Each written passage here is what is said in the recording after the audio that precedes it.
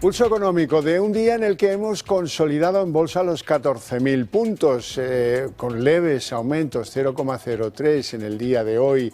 El índice general 14.079,5. Algunos valores pues han aprovechado el día, caso de Repsol 3,59 arriba, Grifols 2,96 arriba y Acerinox 1,97 arriba. En cambio, en el lado rojo, pues tampoco hay unas pérdidas descomunales por parte de ningún valor.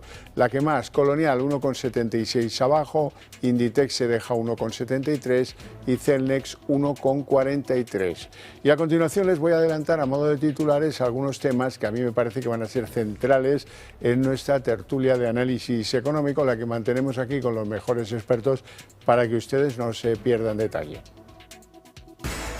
Bueno, en nuestra tertulia hablaremos de la subasta. El Tesoro ha captado 2.800 millones y sube la rentabilidad de las letras. Sube, bueno, pues está en un 3,30.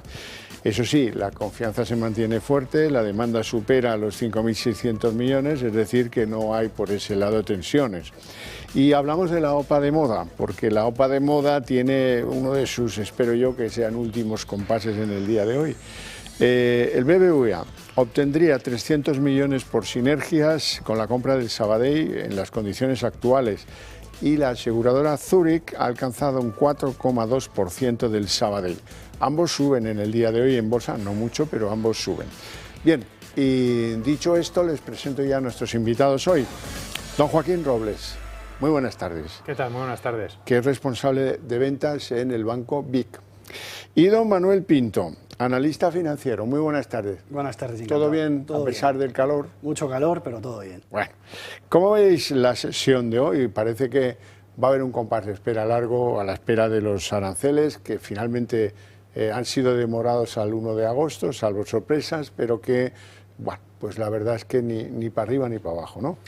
Efectivamente, yo creo que hay que destacar cómo los mercados, ¿no?, a pesar de todos los focos de incertidumbre que hemos visto durante los últimos meses, ¿no?, en forma de tensiones comerciales, de tensiones geopolíticas, también de dudas sobre la evolución de la economía, siguen en zona de máximos históricos. Los norteamericanos, los europeos subiendo más de un 20%, y yo creo que los inversores esperaban, ¿no?, que pudiera haber un nuevo pico de volatilidad durante esta semana con el fin de esa extensión para negociar, ¿no?, los acuerdos comerciales en Estados Unidos, pero ni siquiera no ha habido tiempo. Ya ha salido Donald Trump diciendo que va a haber una nueva extensión hasta el 1 de agosto.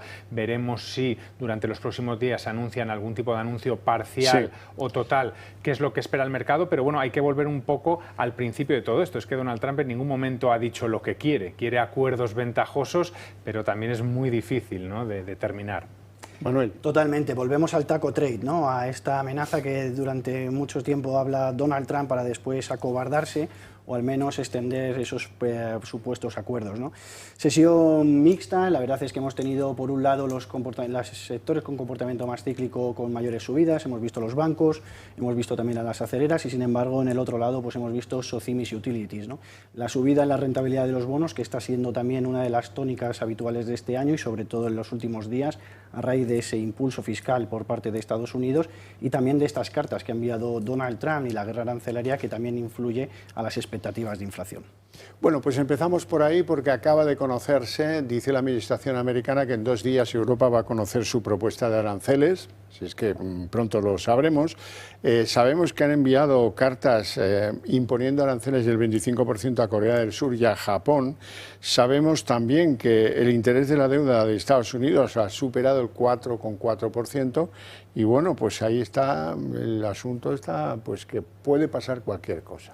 Totalmente, es indescifrable, incontrolable Donald Trump. Al final vimos una de las características del mercado cuando subió los bonos al 4,60%, Donald Trump echó para atrás esa guerra arancelaria, empezó a hacer diferentes acuerdos, estamos poco a poco subiendo a esos niveles, se está empinando la curva, los tramos más cortos dependientes de la política monetaria ante la posible presión de un reemplazo de Jerome Powell y la presión para bajar los tipos, está ligeramente bajando la rentabilidad y sin embargo los tramos más largos ante el incremento de la la deuda y las expectativas de inflación está subiendo. Como bien decías, acuerdos comerciales que pueden venir en los próximos días con la Unión Europea. Para mí, sorprendente, porque desde hace muchos meses Donald Trump y la administración tienen entre ceja y ceja la Unión Europea, y sin embargo, pues con Japón, debido a los automóviles, al arroz, por ejemplo, sectores claves para su economía, se han ido para atrás, igual que Corea del Sur, incluso India, ¿no?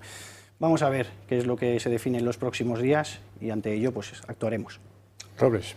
Sí, efectivamente. Yo creo también que Donald Trump lo que está haciendo es perder credibilidad. Al principio todo parecía, bueno, pues que había que mantener la cautela, ¿no? Y que podía generar un fuerte decrecimiento a nivel global, pero bueno, estamos viendo que no está siendo así. Ni está aplicando aranceles tan fuertes como anunció tras el Día de la Liberación, ni tampoco la economía está frenándose tanto como cabía esperar. Así que yo creo que mientras los inversores, ¿no?, que se acostumbran mucho a tratar de aprender a convivir, ¿no?, con este tipo de factores desestabilizadores, bueno, pues siguen favoreciendo, ¿no?, los activos de riesgo, la renta variable, que como comentaba antes, ¿no?, después de todos estos episodios de volatilidad e incertidumbre siguen máximos históricos, y veremos, yo creo que vamos a convivir prácticamente toda la legislatura, como ya ocurrió la primera de Donald Trump con Estados Unidos y China, bueno, pues con una gran parte de los países, porque yo pienso que aunque se lleguen a determinados acuerdos durante los próximos meses, Donald Trump es capaz de romperlos también en cualquier momento y seguir exigiendo más cosas. Así que yo creo que esto va a ser un tira y afloja que va a llevar durante toda la legislatura. Bueno, lo que es una afloja más que un tira es el resultado de las exportaciones de Alemania, que han caído un 1,4 intermensuales en mayo. Hubo un incremento, parecía que esto podía salir del túnel, pero se debía a la anticipación de compras a los aranceles impuestos por Estados Unidos. Visto que eso en el tiempo pues, se ha sostenido, al final pues, han vuelto a caer las exportaciones alemanas, volviendo a generar pues, una duda en Europa sobre si hay que bajar de nuevo tipos, ¿no?, o qué remedio se le puede dar a la situación. Sí, efectivamente, quizá había mucha expectación, sobre todo con el cambio de gobierno, con los paquetes de estímulo que iban a llevar a cabo sobre la recuperación de Alemania, pero han vuelto, ¿no?, los viejos fantasmas de los últimos años, y es que la demanda de China no está siendo la que era antes, tampoco la de Estados Unidos por todo el tema de las tensiones arancelarias. Luego también hay que destacar la pérdida de competitividad, con aumento de costes salariales, con dificultad para contratar determinado personal cualificado, también con los costes energéticos, ¿no?, que están haciendo, bueno, pues como comentaba, ¿no?, perder esa competitividad a nivel mundial, y luego, bueno, pues más recientemente también la fortaleza del euro, ¿no?, que, bueno, pues también le está pesando. Entonces, bueno, todo este tipo de factores es los que están haciendo que no termine de tirar la exportación en Alemania. Sí, al final, durante algunos meses, al principio de año, hemos visto cómo para librarse de los aranceles, Alemania, igual que el resto de países, exportaron muchísimo a Estados Unidos, y hemos visto que a raíz del mes de marzo y el día de la liberación, pues las exportaciones han empezado a caer. Abril cayeron un 1,6%, ahora han caído un 1,4%, y a pesar de, como decía Joaquín, pues esos datos que al final no acaba de tirar hacia arriba Alemania, sí que empezamos a ver alguna mejoría, ¿no? Hemos visto la producción industrial, que mejoró un 1,6%, Producto Interior Bruto un 0,4%, también muy sesgado por las exportaciones, pero también hay que recordar que el consumo y la inversión privada han subido, lo cual pues es una buena noticia, y veremos a ver en el medio y largo plazo. Desde luego, para nosotros, aunque el mercado descuente un recorte de tipos de 25 puntos básicos antes de finalizar el año, no descartamos que haya dos. Estamos viendo presiones desinflacionarias derivadas de una caída en el precio de la energía, también de la apreciación del euro, y veremos a ver todos esos productos que tenían que ir a Estados Unidos, que se desvíen a Europa, que hagan también esa presión desinflacionaria. Así que no descartamos que, si no se llega a un acuerdo, sobre todo con Estados Unidos, veamos dos recortes de tipos en el Banco Central Europeo. Bueno, entramos en el terreno de las noticias españolas. El Tesoro ha captado 2.800 millones, ha tenido que subir la rentabilidad de las letras a 3 meses, está, bueno, el interés de la deuda española en torno al 3,3, y eso sí, hay confianza en la deuda española porque pues hay demanda por más de 5.600 millones. Sí, hay una fuerte demanda. Es verdad que hay que destacar que normalmente los vencimientos más a corto plazo es donde más demanda se produce por parte de los pequeños ahorradores, y luego, bueno, también pues la propia, ¿no?, de las principales entidades financieras, incluso el Banco Central Europeo, en esas renovaciones de deuda que hace constantemente. Yo creo que con lo que nos tenemos que quedar hoy es que ya empezamos a ver ese punto de inflexión tan temido, en el que, aunque sigas renovando periódicamente tus vencimientos de deuda, ya puede que no consigas actualizar el valor del dinero en el tiempo, en el sentido de que la inflación está ligeramente por encima del 2% y ahora a corto plazo te están ofreciendo menos de un 2%. Probablemente los tipos de interés sigan cayendo, no sabemos si una o dos veces más durante los próximos 6 meses, pero eso nos va a llevar quizá a un final de año con unas letras o una renta fija a corto plazo en el entorno del 1,5, 1,75, y los pequeños ahorradores van a tener que estar otra vez casi obligados a tener que invertir una parte para tratar de compensar ese déficit. A mudarse. Exactamente. A mudarse. Sí, totalmente. Es verdad que la deuda a corto plazo está ofreciendo un 1,90, un 80 y pico por ciento, lo cual es por debajo del nivel del 2% de la inflación, y es prioritario para los usuarios e inversores que busquen alternativas de inversión que les mantengan el poder adquisitivo, ¿no? Y que al menos venzan ese 2% de inflación. En el largo plazo, ¿qué es lo que estamos viendo? Pues al final la prima de riesgo está disminuyendo de los principales países periféricos, que han crecido desde el 2020 a un ritmo del 1,3% respecto a Alemania, por ejemplo, que se ha estancado, básicamente por el sector servicios y también por el turismo, ¿no? A raíz de todo lo que ocurrió en la pandemia. Al final lo que estamos viendo es que España, igual que Francia, bueno, pues Grecia, Italia, han bajado su prima de riesgo respecto a Alemania, que ha incrementado la deuda y por tanto la emisión de deuda y por tanto la rentabilidad de los bonos, y estos países que están ahora mismo pues acogiendo nuevos flujos de capital por parte del inversor internacional y también estadounidense, pues pueden verse beneficiados. En el caso de España, pues es verdad que la deuda sobre PIB es inferior a estos países periféricos, por ejemplo, Francia tiene un 115, Grecia un 135, un 150, Italia un 135 y España un 102%. Ante ello, pues el inversor internacional, oye, pues ante más o menos situaciones similares, dice aquí hay más crecimiento económico, aquí hay menos deuda, y bueno, pues es verdad que la inestabilidad política puede pesar. De hecho, hace 2 semanas, a raíz de todos los casos de corrupción, la prima de riesgo subió ligeramente, pero yo creo que el mercado des cuenta que hasta 2027 vamos a estar así y que por tanto pues la prima de riesgo y esa inversión, sobre todo el inversor internacional, pues puede caer parte de ello en España, que ofrece rentabilidades atractivas para lo que está pagando el resto de Europa. Bueno, vamos a seguir hasta el 2027 así, o a lo mejor mejoramos. No se sabe. Vamos con la OPA de moda. Noticias de la OPA hostil del BBVA sobre el Sabadell. Ahora mismo el BBVA se llevaría 300 millones en sinergias de toda esta larga operación, que a algunos les parecerá incluso poco. Y por otro lado, la aseguradora Zurich va tomando acciones del Sabadell, está en un 4,2%, y la bolsa pondera a los dos en la operación, los dos suben. Joaquín. Bueno, caen mucho las sinergias, ¿no? Que al principio de esta operación se estimaban en alrededor de 850 millones, pero claro, si tú no vas a poder hacerte con el control hasta pasados 3 o 5 años y además una pata importante de tu negocio la vendes, pues obviamente todos estos números cambian, pero bueno, parece que BBVA continúa, ¿no? Con esa disposición a hacerse con Sabadell. Veremos si esta operación continúa, ¿no? En septiembre, o ya puede empezar, ¿no? a tomar un poco de forma, ¿no? Y que los inversores, los accionistas de Sabadell puedan decidir.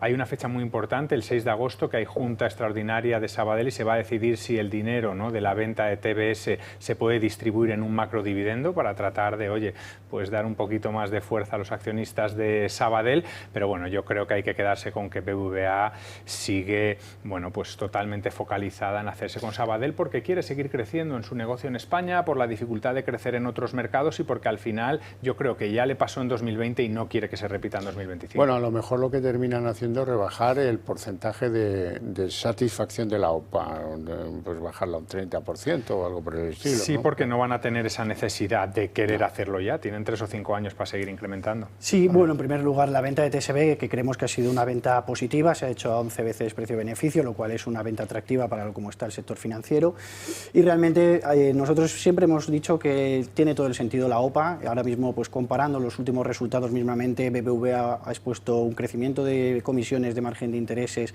o rentabilidades a través de ratios como el ROE o el ROA o ROTE superiores a Sabadell, que por otro lado tiene un mejor dividendo y una mejor liquidez, y sin embargo creemos que un banco conjunto de ambas entidades pues podía haberlo hecho mejor y podía haber navegado las incertidumbres que pueden venir por delante. Dicho esto, creemos que debe mejorar la oferta BBVA dadas las circunstancias actuales. Ya no es las sinergias que se tenían y contemplaban anteriormente debido a las restricciones, pero es verdad también que 3 años, que es un plazo largo para nosotros, que podemos considerar para lo que es el valor a futuro de una empresa, no es tan importante, y por tanto pues creemos que aún así puede tener sentido, pero cuidado, hay que ver en qué condiciones hace finalmente la oferta y ver si eso pues puede calmar las necesidades de los usuarios y accionistas de Sabadell. Bueno, menudo día para debutar en bolsa. Mañana Cirsa debuta, a algunos no les gusta manejar una alternativa de salida a bolsa de una compañía de juego. ¿Cómo veis esta salida de esta OPV de Cirsa? Bueno, como bien comentabas, ¿no? Una compañía especializada en todo lo que son, bueno, pues apuestas, casinos, tragaperras, que la verdad que la capitalización es bastante elevada, de 2.500, tendría incluso, ¿no?, potencial en un futuro, si le fueran bien las cosas, para entrar en el IBEX 35 por capitalización, pero bueno, de beneficios, a pesar de que ha subido, ¿no?, durante 2024 más de un 80%, es de apenas 12 millones, ¿no?, muy lejos de las principales compañías, ¿no?, del IBEX 35. Pero bueno, una acción que va a ser un 20%, ¿no?, lo que van a sacar a bolsa, alrededor de los 15 euros, y veremos un poco, ¿no?, qué recepción tiene por parte de los inversores. Es verdad que lo estamos haciendo, ¿no?, esta operación en un momento en el que los mercados están en máximo, que parece que hay mucha confianza, pero que lo que no va a traer a lo mejor es, bueno, pues esa atención, ¿no?, de muchos de los principales fondos que normalmente, como comentabas, ¿no?, por operar en este tipo de sectores y por su mandato SG, no suelen comprar este tipo de compañías.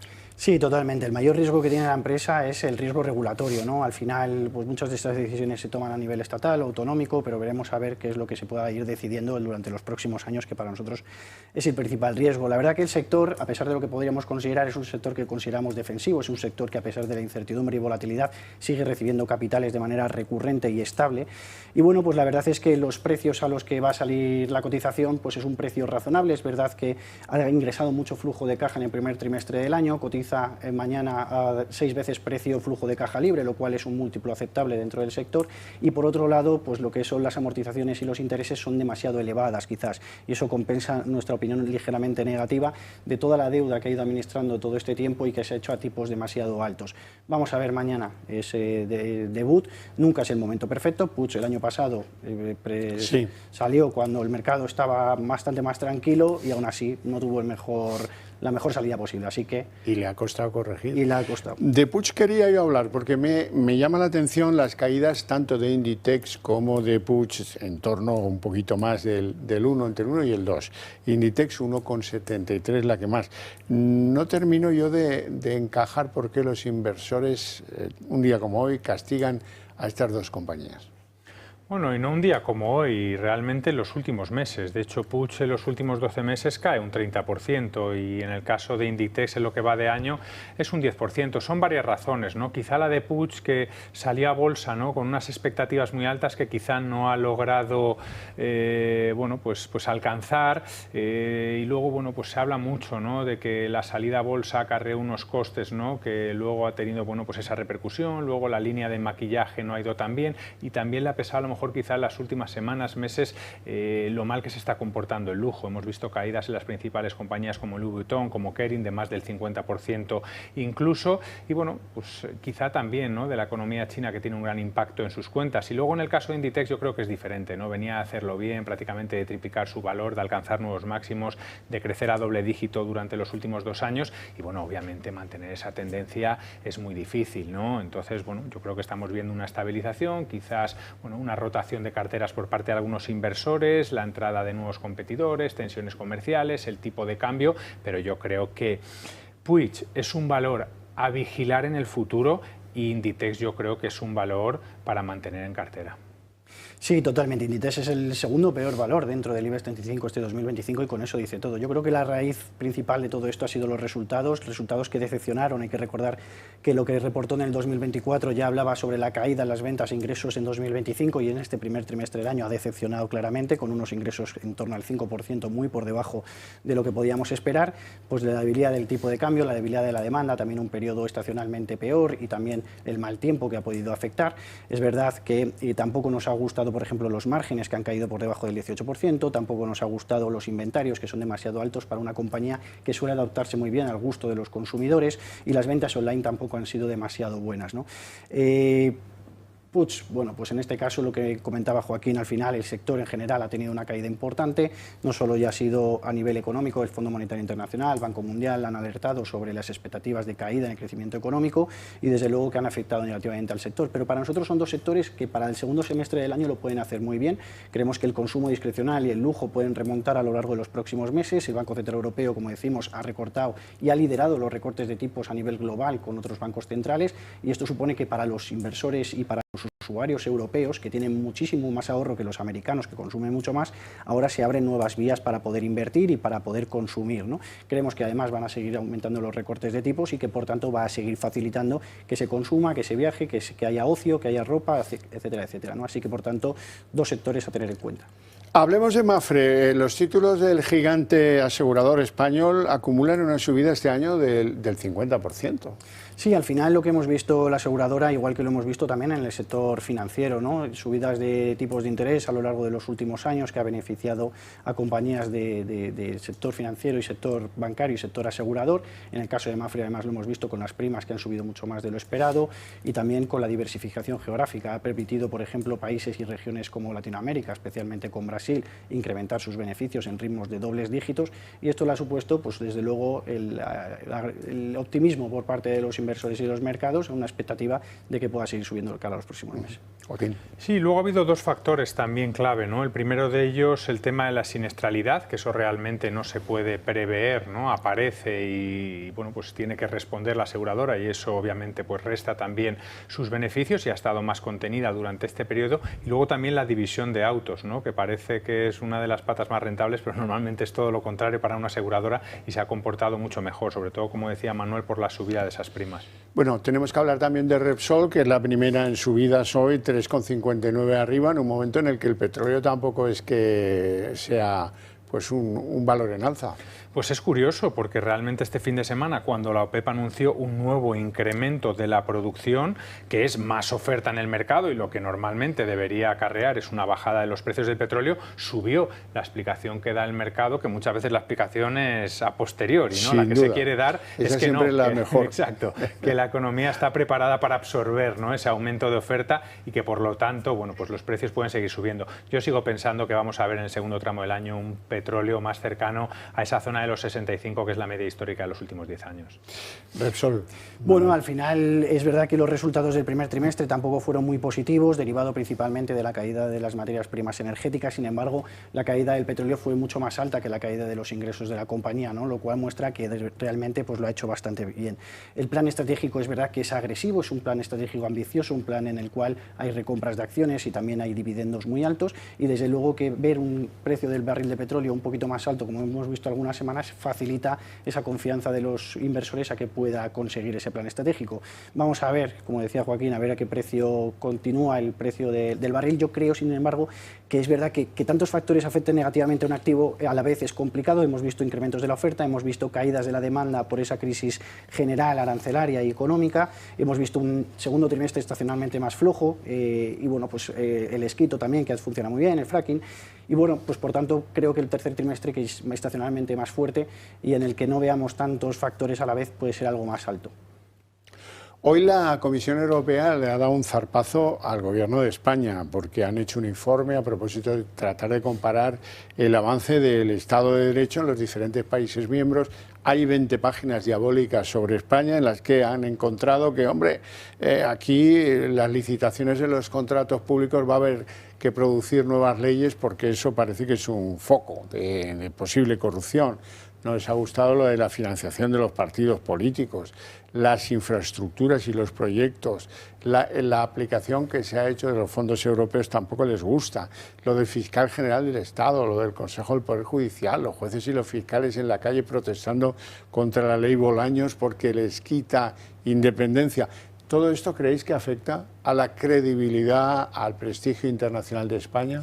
Bueno, decía antes, ¿no?, que por ejemplo con la prima de riesgo, durante esos días que tuvimos esa inestabilidad por los casos de corrupción, los inversores también están pendientes de todas estas evoluciones, ¿no?, y que haya una independencia legislativa, judicial, política, pues desde luego que puede favorecer a que el inversor internacional mire con otros ojos España y que por tanto este tipo de informes no favorecen mucho. Joaquín. Yo sinceramente, y viendo, ¿no?, la reacción de los mercados durante los últimos años, creo que tienen un impacto muy limitado. Al final, mientras se perciba cierta estabilidad, a los inversores les basta. Les vale, ¿no? Bueno, pues no tenemos tiempo para más, lo dejamos aquí con mi agradecimiento a estos dos señores por su presencia en el programa y sobre todo por sus opiniones y a ustedes por su paciencia y su interés. Eso sí, para ustedes tengo premio porque a la vuelta de publicidad arrancamos la redacción abierta.